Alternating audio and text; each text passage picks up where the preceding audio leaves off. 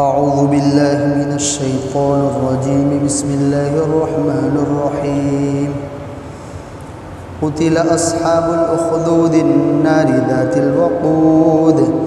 إذ هم عليها قعود وهم على ما يفعلون بالمؤمنين شهود وما نقموا منهم إلا أن يؤمنوا بالله العزيز الحميد الذي له ملك السماوات والأرض والله على كل شيء شهيد إن الذين فتنوا المؤمنين والمؤمنات ثم لم يتوبوا فلهم عذاب جهنم ولهم عذاب الحريق إن الذين آمنوا وعملوا الصالحات لهم جنات تجري من تحتها الأنهار ذلك الفوز الكبير۔ خندق والے یعنی ایندھن والی آگ والے ہلاک ہو جبکہ وہ اس آگ کے ارد گرد بیٹھے ہوئے تھے اور جو کچھ وہ مومنین کے ساتھ کر رہے تھے اسے دیکھ رہے تھے۔ مومنین نے کوئی جرم نہیں کیا مگر یہ کہ وہ اس اللہ پر ایمان رکھتے تھے جو زبردست تعریف کے لائق ہے، جس کے لیے آسمان و زمین کی سلطنت ہے اور وہ ہر چیز کو دیکھ رہا ہے۔ بے شک وہ لوگ جنہوں نے مومنین مردوں اور مومن عورتوں کو ستایا پھر ابھی تک توبہ نہیں کی، ان کے لیے جہنم کا عذاب ہے اور ان کے لیے آگ کا عذاب ہے۔ بے شک وہ لوگ جو ایمان لائے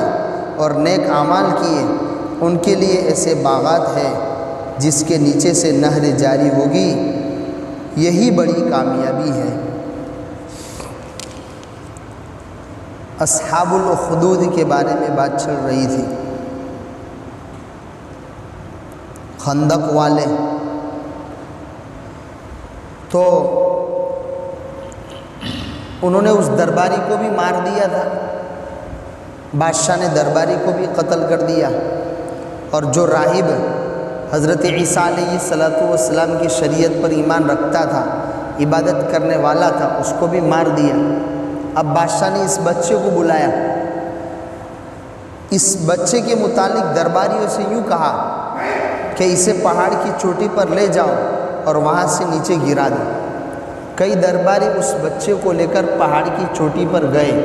تو جاتے جاتے راستے میں ہی اس بچے نے اللہ تبارک و تعالیٰ سے دعا کی کہ اللہ ان کے خلاف تو میری مدد فرما۔ تو ہوا یہ کہ اچانک بچے کا یہ دعا کرنا تھا کہ وہ پہاڑ ریزہ ریزہ ہو گیا اور سارے لوگ اس سے سارے درباری گر کے ہلاک ہو گئے اور وہ بچہ صحیح سالم بادشاہ کے پاس واپس آیا، چونکہ بادشاہی کے پاس رہتا تھا۔ تو جب بادشاہ کے پاس وہ صحیح سالم واپس آیا تو تعجب کرنے لگا، اس نے ماجرا پوچھا کہ ارے کیا ہے؟ کہا اس طریقے سے میں نے اللہ تبارک و تعالیٰ سے دعا کی، وہی میرا معبود ہے، تو اللہ تعالیٰ نے ان سارے درباریوں کو ہلاک کر دیا اور مجھے بچا لیا۔ تو دوسرے درباریوں سے کہا کہ سمندر میں اس کو لے جاؤ اور وہاں جا کے ڈبو دو، پانی میں ڈال دو۔ سمندر میں لے گئے، وہاں پر بھی اس نے اللہ تبارک و تعالیٰ سے اس بچے نے یہی دعا کی، اے اللہ ان دشمنوں کے خلاف تو میری مدد فرما۔ تو سارے درباری غرق ہو گئے اور وہ بچہ صحیح سالم رہا۔ واپس سے وہ بادشاہ کی خدمت میں حاضر ہوا تو بادشاہ کو عجیب تعجب ہوا۔ اس بادشاہ نے تو اس نے خود بچے نے ترکیب بتلائی کہ تم مجھے کسی حال میں قتل نہیں کر سکتے مگر یہ کہ ایک طریقہ ہے جو میں تجھے بتلاتا ہوں۔ کہا وہ کیا طریقہ ہے؟ کہا طریقہ یہ ہے کہ سارے گاؤں والوں اور شہر والوں کو جمع کرو اور جمع کرنے کے بعد مجھے سولی پر لٹکا دینا، اور سولی پر لٹکانے کے بعد مجھ پر تیر برسانا، لیکن یہ کہہ کے تیر برسانا بسم اللہ رب الغلام، اللہ کے نام سے جو بچے کا رب ہے، اللہ کے نام سے جو بچے کا رب ہے، یہ کہہ کے تم تیر مارنا تو میں ہلاک ہو جاؤں گا۔ اصل میں بچہ یہ جملہ کہہ کے حقیقت میں سب کو ایمان والا کر رہا تھا، بادشاہ کو سمجھ میں نہیں آیا، تو جیسے ہی اس نے بسم اللہ رب الغلام اللہ کے نام سے بچے کے رب یعنی وہی اسی بچے کو مراد دے رہے تھے، بچے کے رب کے نام سے میں تیر پھینک رہا ہوں، جیسے اس نے اس بچے کو تیر پھینکا وہ بچہ جاں بحق ہو گیا، اسی وقت اس کا انتقال ہو گیا۔ جیسے ہی یہ ماجرا وہاں سارے شہریوں نے دیکھا تو فوراً وہ بھی کہنے لگے آمنا برب الغلامی، آمنا برب الغلامی، ہم تو غلام کے رب پر ایمان لے آئے، ہم تو غلام پہ رب پر ایمان لے آئے اور اس بادشاہ کو چھوڑا، ہم اس کو معبود نہیں مانتے۔ اس طریقے سے ساری بستی والے مسلمان ہو گئے، بس درباری جو سرکاری نوکری پر تھے وہ اپنی حالت پر اپنی نوکری کی وجہ سے اڑے رہے۔ تو جب سارا ہی شہر ایمان والا ہو گیا تو اس بادشاہ نے درباریوں سے یوں کہا خندقیں کھودو، گڑھے بناؤ اور ان گڑھوں کو آگ سے بھر دو۔ چنانچہ پورے شہر میں بڑے بڑے گڑھے کھودے گئے اور ان گڑھوں کو اخدود یعنی اسی خندق کو کہتے ہیں، گڑھے کو کہتے ہیں، کھڈے کو کہتے ہیں، بڑے بڑے کھڈے کھودے گئے اور اس کو آگ سے بھر دیا گیا۔ چنانچہ آگ جل رہی ہے اور ایک ایک کو درباری کو یوں کہا گیا کہ ایک ایک کو پکڑ کے لاؤ اور یوں کہو کہ اپنے رب پر ایمان لانے سے واپس آتے ہو اور مجھ پر ایمان لاتے ہو کہ نہیں؟ جو بھی انکار کرے مجھ پر ایمان لانے سے اور وہ اللہ ہی پر ایمان رکھے، سب کو بارے بارے آگ میں ڈالتے چلے جاؤ۔ چنانچہ سب خوشی خوشی اپنے آپ کو آگ میں ڈال دے رہے ہیں، لیکن کوئی بھی اللہ تبارک و تعالیٰ پر ایمان لے آیا ہے اس سے پھرنے کو راضی نہیں۔ حتیٰ کہ مفسرین نے لکھا ہے اسی میں ایک عورت بھی لائی گئی، وہ اس کو بھی پوچھا گیا کہ کس پر ایمان رکھتی ہے؟ کہا میں تو اب غلام یہ جو بچہ تھا اس کے رب پر ایمان لے آئی، میں کسی اور پر ایمان نہیں لاتی۔ تو کہا کہ آگ میں ڈال دی جائے گی۔ تو تھوڑی دیر اس کے ہاتھ میں دودھ پیتا بچہ تھا تو تھوڑی دیر وہ ہچکچائی تو فوراً وہ بچہ بولا یہ اماں تو اس آگ میں کود جا، اس لیے کہ تو حق پر ہے اور یہ باطل پر ہے، تجھے پھر زندگی پر راحت ہی راحت ملنا ہے۔ جب یہ سننا تھا بچے کی جانب سے تو اس عورت نے بھی اپنے آپ کو آگ کے حوالے کر دیا، لیکن ایمان ہاتھ سے جانے نہ دیا۔ تو اللہ تبارک و تعالیٰ یہ وہ واقعہ ہے جس واقعے کو اہل مکہ جانتے تھے۔ تو جب یہ آگ جلا رہے ہیں تو باقاعدہ اس آگ کا مشاہدہ کر رہے، سارے درباری دیکھ رہے ہیں کہ مومنین آگ میں جل رہے ہیں اور ان مومنین کا کوئی قصور نہیں، بس اتنا قصور ہے کہ وہ کس پر ایمان رکھتے ہیں اللہ تبارک، اور یہ بھی تو کوئی قصور ہے، یہ کوئی برائی ہے حقیقی رب پر ایمان رکھنا، لیکن خیر اسی بنیاد پر کہ یہ ایمان رکھتے ہیں اور ان کو ستایا جا رہا ہے اور آگ میں ڈال رہے ہیں، تماشا بن کے دیکھ رہے ہیں سارے درباری، سارے انسان جل رہے ہیں۔ تو پھر اللہ تبارک و تعالیٰ نے بھی اپنا نظام بنایا۔ مفسرین نے لکھا ہے کہ مومنین اور مومن عورتوں اور مردوں کو تو اس طریقے سے راحت پہنچائی کہ آگ میں گرنے سے پہلے ان کی روح قبض کر لی جاتی تھی، جیسا کہ فرعون کی بیوی کے ساتھ ہوا۔ اتنا بڑا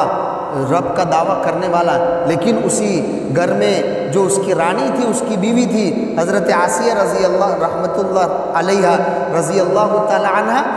ان کے بارے میں بھی آتا ہے کہ جب وہ ان کو سزائے دیتا تھا اور بڑی بھاری بھرکم چٹان ڈالنا چاہا تو چٹان جسم پر گرنے سے پہلے اللہ تعالیٰ نے ان کی روح کو قبضہ کر لیا اور وہ چٹان بے جان جسم پر اور بے روح جسم پر پڑی تھی۔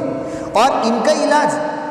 یہ جو مومنین کے ساتھ ایسی بری حرکت کر رہے تھے ان کو اللہ تبارک و تعالیٰ نے اس طرح نامراد اور قتل کیا کہ وہی آگ جو خندق کی شکل میں شہر بھر میں جلائی گئی تھی وہ آگ بڑھ گئی اور آگے بڑھتی گئی، حتیٰ کہ سارے شہریوں کو اور سارے درباریوں کو اپنی لپٹ میں لے لیا۔ بادشاہ فرار ہو گیا اور بھاگتے بھاگتے اس نے آگ سے بچنے کے لیے اپنے آپ کو پانی میں ڈال دیا، اللہ تبارک و تعالیٰ نے اس کو پانی میں ڈبو دیا۔ یہ ہے قتل اصحاب الاخدود کہ خندق والے ہلاک ہو گئے۔ وہ کیا مومنین کو ہلاک کرے؟ ارے مومن نے جان دی ہے، مومن مرد یا عورت نے اگر جان دی تیری آگ میں کودنے کے بعد، لیکن وہ تو ابدی سعادت، ہمیشہ ہمیش کی جنت اور ہمیشہ ہمیش کی راحت، ہمیشہ ہمیش کی اللہ تبارک و تعالیٰ کی رضامندی ان کو مل گئی، اور تم ایسے ہلاک ہوئے کہ دنیا میں تم مر گئے، اب آخرت میں بھی جہنم میں تم جلو گے۔ اس واقعے کی جانب قرآن اشارہ کر رہا ہے، اور یہ وہ واقعہ تھا جس کو اہل مکہ اچھی طریقے سے جانتے تھے۔ تو ان کو دمکایا جا رہا ہے کہ تم بھی مومنین کو ستاتے ہو صرف اس بنیاد پر کہ وہ ایمان رکھتے ہیں۔ ان کے رب کو لولا لنگڑا مت سمجھو، ان کے رب کو عاجز مت سمجھو، ان کے رب کو ایسا نہ سمجھو کہ قادر نہیں ہے۔ اللہ تبارک و تعالیٰ نے مہلت دی ہے، جب وہ پکڑنے پر آتا ہے تو پھر کسی کی مجال نہیں ہوتی ہے کہ وہ اس کی پکڑ سے چھوٹ جائے۔ قتل اصحاب الاخدود، خندق والے ہلاک ہو، النار ذات الوقود، ایندھن والی آگ والے، جبکہ وہ اس آگ کے ارد گرد بیٹھے ہوئے تھے۔ وَهُمْ عَلَى مَا يَفْعَلُونَ بِالْمُؤْمِنِينَ شُهُودٌ، اور جو کچھ وہ مؤمنین کے ساتھ کر رہے تھے، یعنی آگ میں جلا رہے تھے، اس کو اپنی آنکھوں سے دیکھ رہے تھے۔ یعنی دیا تک نہیں آ رہی تھی، رحم تک نہیں آ رہی تھی کہ ایک انسان آگ میں جل رہا ہے اور انسانیت مر گئی تھی کہ بس آگ میں جلتا ہوا دیکھ رہے ہیں لیکن اس کو نکالنے کے لیے راضی نہیں۔ وَمَا نَقَمُوا مِنْهُمْ، اور ان مؤمنین کا کوئی جرم نہیں تھا مگر یہ کہ وہ اس اللہ پر ایمان رکھتے تھے جو زبردست ہے اور تعریف کے لائق ہے۔ الذی لہ ملک السماوات والارض، وہ آسمان و زمین کا مالک ہے۔ تو جو آسمان و زمین کا مالک ہوگا، جو اتنی بڑی قدرت والا ہوگا، جو ساری انسانیت پر غلبہ اور قابو رکھتا ہوگا، اسی کو تو پوجا جائے گا۔ اور کس کو پوجا جائے گا؟ کیا کسی دیوی اور دیوتا کو، اپنے ہاتھ سے بنائے ہوئے اور تراشے ہوئے بتوں کو، جن کے اندر اپنے اوپر سے مکھی اڑانے کی طاقت نہیں ہے، سکت نہیں ہے، وہ انسانوں کی حاجت کو کیسے پورا کر سکے؟ وہ انسانوں پر آنے والے تکالیف کو کیسے ہٹا سکے؟ تو اس رب کو نہیں مانیں گے جو آسمان و زمین کا مالک ہے، تو پھر کس کو رب مانا جائے گا؟ اس لیے ان مومنین نے اسی کو رب مانا تھا۔ واللہ علی کل شیء شہید، اور اللہ تبارک و تعالی ہر چیز کو دیکھنے والے ہیں۔ پھر اللہ رب العزت نے یہ واقعہ سنانے کے بعد اپنا جو عام ضابطہ ہے وہ ضابطہ نقل کیا کہ جو بھی اس طریقے سے تا قیامت مومن مردوں اور مومن عورتوں کو صرف ان کے ایمان کی بنیاد پر ستائے گا تو اللہ تعالیٰ اس کو جہنم میں ڈالیں گے اور اس کے لیے آگ کا عذاب ہوگا۔ اور جو مومن مرد اور عورت اللہ تبارک و تعالیٰ پر ایمان لے آئے ان کے لیے ایسے باغات ہیں جس کے نیچے سے نہریں جاری ہوگی۔ یہ اللہ کا ضابطہ ہے۔ ان الذین فتنوا المؤمنین والمؤمنات، بے شک وہ لوگ جنہوں نے مومن مردوں اور عورتوں کو ستایا، ثم لم یتوبوا، پھر ابھی تک توبہ نہیں کی، یعنی اپنے اس گناہ سے باز نہیں آئے۔ اس سے اس بات کی جانب اشارہ کیا جا رہا ہے کہ کوئی کتنا ہی بڑا پاپی ہو، کوئی کتنا ہی بڑا اللہ تبارک و تعالیٰ کا مجرم ہو، لیکن اگر وہ اللہ کے سامنے اپنے آپ کو جھکا دے کہ اللہ مجھ سے گناہ ہو گیا، پچھلی زندگی میں نے جرم کیا، تیرے بندوں کو میں ستاتا رہا، اب مجھے سمجھ میں آ رہا ہے کہ یہ غلط ہے تو مجھے معاف کر دو، تو بھی اللہ تبارک و تعالیٰ معاف کرنے کے لیے تیار ہے۔ فَلَهُمْ عَذَابُ جَهَنَّمْ، تو ان کے لیے جہنم کا عذاب ہے اور آگ کا عذاب ہے۔ چونکہ انہوں نے بھی مومنین کو کس کا عذاب دیا تھا؟ مومنین کو آگ میں ڈالا تھا، تو اس کے بدلے میں اللہ تبارک و تعالیٰ ان کو بھی جہنم کی آگ میں ڈالیں گے۔ اور بے شک جو ایمان لائے اور نیک اعمال کیے ان کے لیے ایسے باغات ہیں جس کے نیچے نہریں جاری ہوں۔ ایمان لانا تو ہم سمجھتے ہیں، پھر نیک عمل، دو چیزیں پائی جائے گی تو عمل نیک ہوگا، ورنہ وہ عمل مردود ہوگا، قابل قبول نہیں ہوگا، اللہ تبارک و تعالیٰ کے نزدیک اس کا کوئی اجر نہیں ہے۔ نمبر ایک، آدمی اس عمل کو اللہ تبارک و تعالیٰ اور نبی کریم صلی اللہ علیہ وسلم کے بتلائے ہوئے طریقے کے مطابق کرے۔ جب اللہ اور اس کے رسول نے کہہ دیا کہ فجر کی 2 رکعت ہے، تو جو آدمی 2 رکعت فرض پڑھے گا اسی کو اس پر اجر ملے گا۔ اور اگر وہ یوں کہے کہ نہیں نماز ہی تو ہے، کیا حرج ہے، میں نے فجر کی 2 کے بجائے کتنی پڑھ لی، 4 پڑھ لی، میں نماز ہی پڑھ رہا ہوں، اس کا یہ عمل بظاہر اس کے اپنے گمان کے اعتبار سے نیک عمل کہلائے، لیکن یہ نیک عمل نہیں ہے۔ کوئی اس کا جو فریضہ ہے یعنی فرض نماز کا وہ بھی ادا نہیں ہوا اور اس پر کوئی ثواب نہیں ملے گا۔ اسی طرح اور بھی عمل آدمی سمجھ لے، کوئی آدمی یوں کہے کہ نہیں مجھے تو ابھی عین زوال کے وقت، جب ابھی بالکل سورج میرے سر کے اوپر ہے اور مجھے ٹائم ملا ہے تو لاؤ میں 2 رکعت پڑھ لیتا ہوں، کیا ہے نماز ہی پڑھنا ہے۔ لیکن ظاہر سی بات ہے کہ جب نبی نے بتلا دیا کہ یہ وہ وقت ہے جس میں شیطان وہاں آ جاتا ہے اور وہ یہ باور کراتا ہے کہ میرا کنٹرول ہے سورج پر، اس لیے گویا یہ وقت درست نہیں ہے، اس میں آپ نماز پڑھو گے تو گویا بت پرست اور شیطان پرستوں جو شیطان کی پوجا کرتے ہیں ان کے ساتھ عبادت کرنے کی مشابہت ہوگی، اس لیے تم اس وقت میں عبادت نہ کرو۔ اب کوئی مومن یوں کہہ رہا ہے کہ نہیں میں تو اسی زوال ہی کے وقت کیا کروں گا، عبادت کروں گا، ظاہر سی بات ہے یہ اللہ کے حکم کے خلاف، نبی کی سنت کے خلاف، اس لیے اس کو یہ ثواب نہیں ملے گا۔ نمبر 2،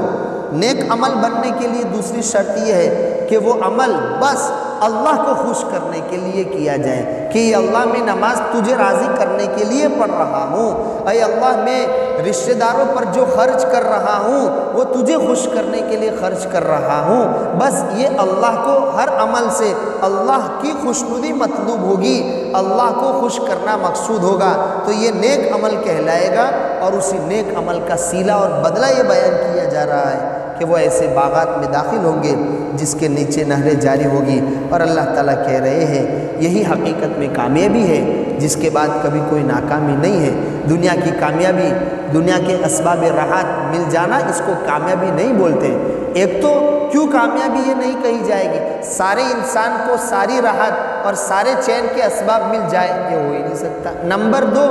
کوئی کتنا ہی مالدار دنیا کا کیوں نہ گزرا ہو لیکن ایک نہ ایک دن اس کے پاس سے وہ مال کیا کر لیا گیا، چھین لیا گیا، موت آ گئی، موت کی شکل میں ساری دولت سے اس کو ہاتھ دھونا پڑا، تو یہ کوئی کامیابی نہیں ہے۔ اصل وہ کامیابی ہے جو اللہ تعالیٰ مومن مردوں اور عورتوں کو جنت کے باغ میں داخل کرنے کے ذریعے عطا فرمائیں گے۔ اللہ رب العزت اعمال صالحہ کرنے کی توفیق عطا فرمائے، تا موت ایمان پر جمنے کی توفیق عطا فرمائے۔ سبحان اللہ و بحمدہ۔